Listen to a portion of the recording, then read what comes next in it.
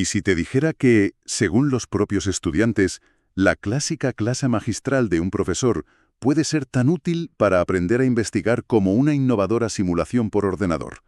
Parece que va en contra de todo lo que hemos oído en los últimos años. Hola a todos y bienvenidos. Hoy vamos a sumergirnos en un análisis fascinante que de verdad pone patas arriba muchas ideas preconcebidas sobre cómo aprendemos. Tenemos sobre la mesa un estudio académico que explora qué herramientas de enseñanza funcionan mejor para qué objetivos. Pero lo interesante es que se basa enteramente en la percepción de los estudiantes. O sea, nada de teorías abstractas, sino la experiencia directa de quienes están en el aula. Has dado en el clavo.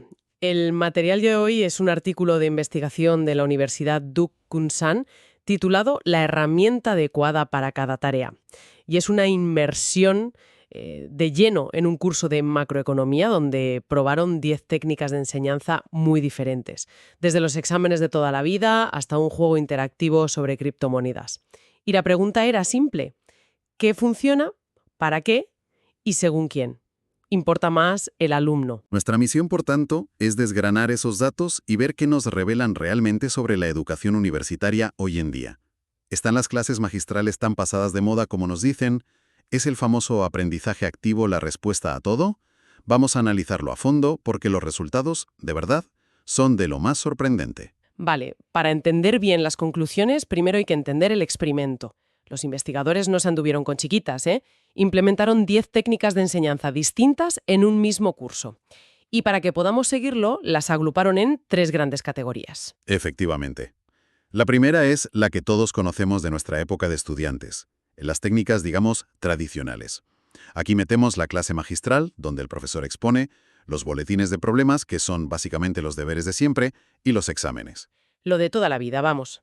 El pan de cada día de la universidad, sí. Luego tenemos el segundo grupo, que es donde la pedagogía moderna ha puesto todo el foco. Las técnicas activas.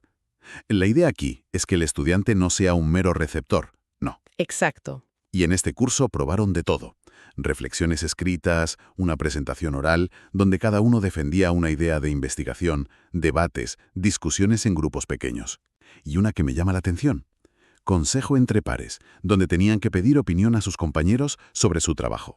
Y para rematar, la tercera categoría, que podríamos llamarlas personalizadas o innovadoras, eran 2 herramientas creadas específicamente para este curso. Una eran simulaciones con el lenguaje de programación Python. Ah, eso suena interesante. Sí, básicamente era un pequeño laboratorio virtual para jugar con modelos macroeconómicos y ver qué pasa si cambias el paro o la inflación. Era como un simulador de vuelo para la economía. Suena bien. ¿Y la otra? La otra era un juego interactivo sobre inversión en criptomonedas. El objetivo era que experimentaran la toma de decisiones económicas y el riesgo, en un entorno, pues, gamificado, mucho más atractivo. Perfecto. El menú está claro. Un buffet libre de pedagogía. ¿Y qué se les preguntó a los 28 estudiantes que participaron? Se les encuestó sobre 3 ejes. Primero, el nivel de implicación, o sea, cuántos sentían que se habían involucrado activamente en cada técnica. Segundo, el disfrute. ¿Les gustó o lo odiaron? Y tercero, el núcleo del estudio, la eficacia percibida. Es decir, qué tan útil fue cada técnica para 6 objetivos de aprendizaje distintos, desde memorizar conceptos hasta aprender a investigar por su cuenta. Y aquí es donde la cosa se pone de verdad interesante. Empecemos por la implicación. Si yo te pregunto, ¿qué crees que los estudiantes sintieron como más activo? Uno pensaría en los debates, las simulaciones. Uno pensaría eso, pero se equivocaría de pleno. Fíjate, la primera gran sorpresa del estudio es que las actividades donde los estudiantes percibieron una mayor implicación activa fueron los exámenes y los boletines de problemas. Espera un momento. ¿Me estás diciendo que lo que los estudiantes sintieron como más activo fue hacer deberes y un examen? Tal cual. Eso va en contra de toda la narrativa sobre el aprendizaje participativo. ¿Cómo se explica esto? A ver, aquí es donde hay que leer la letra pequeña, porque el dato tiene trampa. El propio estudio sugiere que esta percepción de implicación está completamente distorsionada por el peso que tenían en la nota final. Ah, claro. Cada una valía un 40%. No es una implicación por interés intelectual, es una implicación forzada. Claro. Es como decir que te implicas mucho en rellenar la declaración de la renta. No lo haces porque te apasione la fiscalidad, sino por las consecuencias de no hacerlo bien. Exactamente. Es una implicación por supervivencia. Exactamente, esa es la analogía. Mide la respuesta a la presión de la evaluación, no un compromiso profundo con el material. De hecho, para reforzar esta idea, la técnica que percibieron como la menos atractiva para implicarse fue la reflexión escrita. Que es aprendizaje activo puro. Puro. Pero como seguramente no contaba tanto para la nota, pues se quedó al final de la cola. Entiendo. Entonces la nota final actúa casi como un factor de distorsión en los datos. Pero bueno, si la implicación está condicionada por la nota, ¿qué pasa con el disfrute? Ahí no hay presión que valga. Pues aquí la historia da un vuelco de 180 grados. La actividad que los estudiantes más disfrutaron, y además por una diferencia abismal, fue el juego de criptomonedas. Me lo imaginaba. Una victoria aplastante para las técnicas novedosas y gamificadas. Esto nos dice que si quieres que los estudiantes tengan una experiencia positiva, la interactividad y un formato lúdico son un acierto seguro. Tiene lógica. Es la diferencia entre aprender a conducir leyendo el manual y hacerlo en un simulador, ¿no? El juego te da esa sensación de que hay algo en juego. Pero, ¿hubo alguna que odiaran especialmente? Y tanto. Aquí llega la segunda gran paradoja. La actividad que menos disfrutaron fue la de consejo entre pares. ¿En serio? Pero si es una técnica de aprendizaje activo colaborativa por definición. Pues sí, los estudiantes se implicaron en ella, pero la detestaron. Pero si el consejo entre pares fracasó tan estrepitosamente, ¿no pone eso en duda todo el concepto de aprendizaje colaborativo? ¿O es que simplemente estaba mal planteado? Esa es la pregunta del millón. Y la conclusión que se puede extraer es que la etiqueta aprendizaje activo no es una garantía de éxito. No basta con poner a los estudiantes a hacer cosas juntos. El diseño es crucial. Quizás no confiaban en la crítica de sus compañeros, la percibían como una pérdida de tiempo, o simplemente se sentían incómodos. Claro. Podría ser que lo vieran más como una charla informal que como una crítica constructiva seria, sobre todo si hay amistad de por medio. Y lo más alucinante, que para mí es el gran titular de esta sección, es que el estudio revela que la implicación y el disfrute apenas están relacionados. Yo me esperaba una conexión directa. Lo que me gusta, me esfuerzo más. Pero no. No, en absoluto. Los datos del estudio son clarísimos. Salvo en una de las 10 actividades, no encontraron ninguna correlación estadísticamente significativa. Esto dinamita por completo la idea de que aquello que más nos gusta es en lo que más nos esforzamos, o viceversa. Al menos en este contexto son dos mundos casi paralelos. Entonces, hemos visto que lo que nos gusta y en lo que nos implicamos no siempre coincide, y que las notas lo pueden distorsionar todo. Pero la pregunta clave es, más allá del gusto o del esfuerzo, ¿qué es lo que de verdad nos ayuda a aprender? Porque ahí está el meollo de la cuestión. Vayamos al núcleo del estudio. Exacto. ¿Qué herramienta es la mejor para cada tarea? Empecemos por la base de la pirámide del aprendizaje. Recordar conceptos, la pura memorización. Aquí los resultados son, bastante predecibles. Déjame adivinar. La clase magistral y los problemas. ¡Bingo! Las técnicas tradicionales arrasan. La clase magistral, los boletines de problemas y los exámenes son con diferencia las herramientas que los estudiantes consideran más eficaces para memorizar. Que es lógico, ¿no? Sí, es lógico. La exposición ordenada de un experto y la repetición son métodos probados para fijar datos en la memoria. No hay mucha ciencia aquí. Aunque es interesante que las simulaciones con Python también sacaron una nota muy alta. No llegaron al nivel de las tradicionales, pero casi. Quizás porque al jugar con los conceptos en el simulador, estos se vuelven más tangibles y por lo tanto más fáciles de recordar. Es una buena observación. Ahora subamos un peldaño. Pasemos de memorizar a un objetivo más complejo, analizar problemas del mundo real. Aquí el panorama cambia radicalmente. La ganadora indiscutible es la presentación de una idea de investigación propia. Claro, tiene todo el sentido. Si quieres aprender a conectar la teoría con la realidad, lo mejor es obligarte a hacerlo. Buscar un problema real y aplicarle los modelos que has estudiado. Precisamente.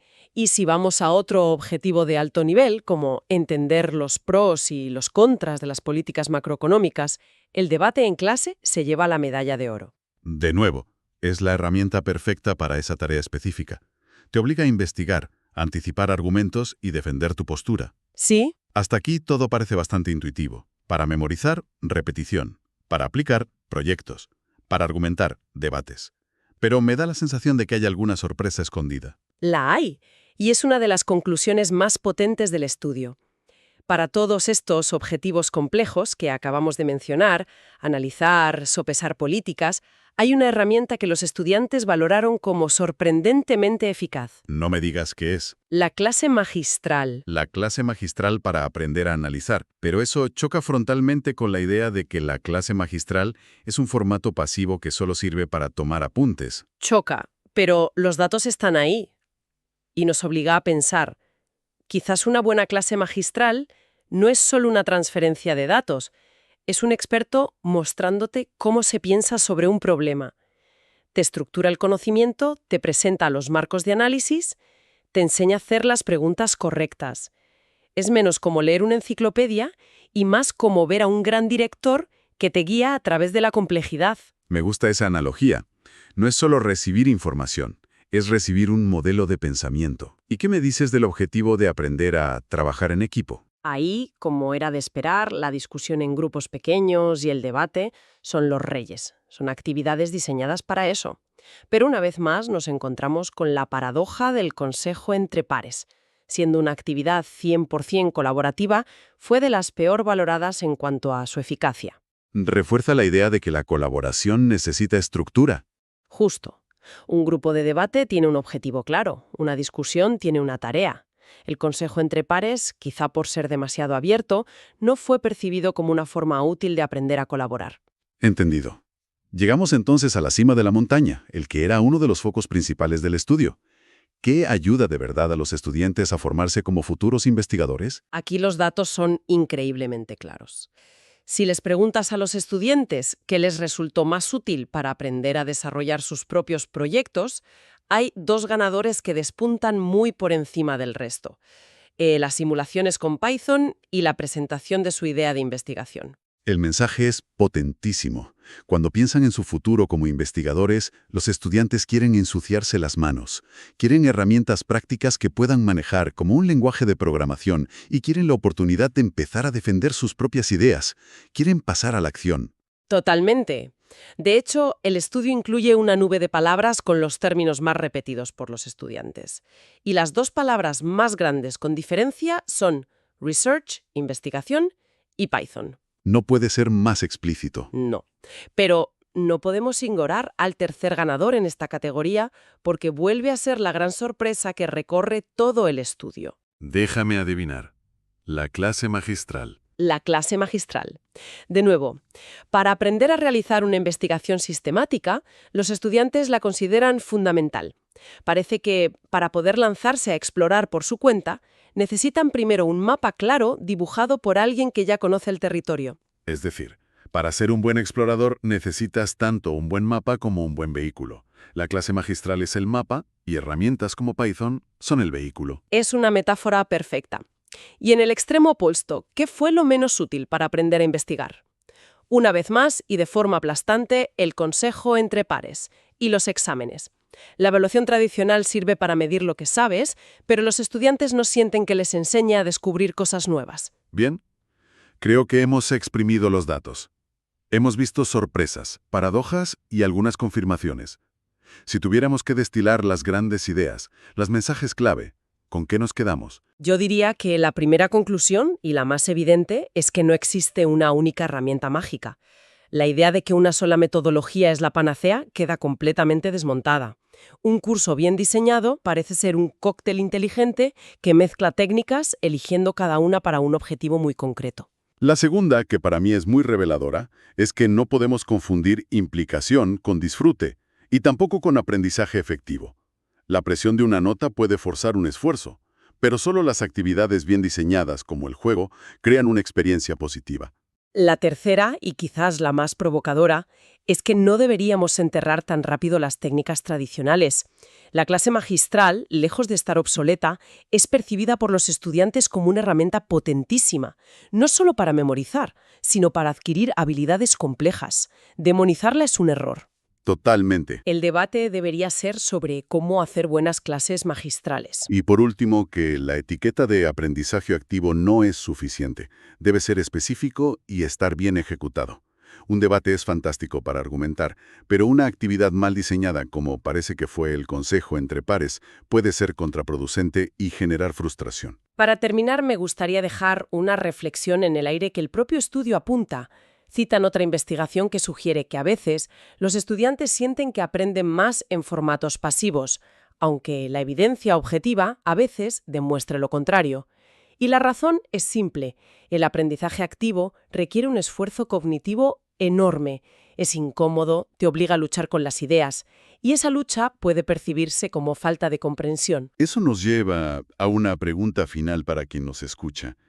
Si los propios estudiantes, los protagonistas del proceso, valoran tanto la guía clara de un experto en una clase magistral, incluso para las tareas más complejas, estamos quizás subestimando el poder inmenso de una buena explicación en nuestro afán por adoptar cualquier novedad pedagógica solo porque lleva la atractiva etiqueta de interactiva o activa.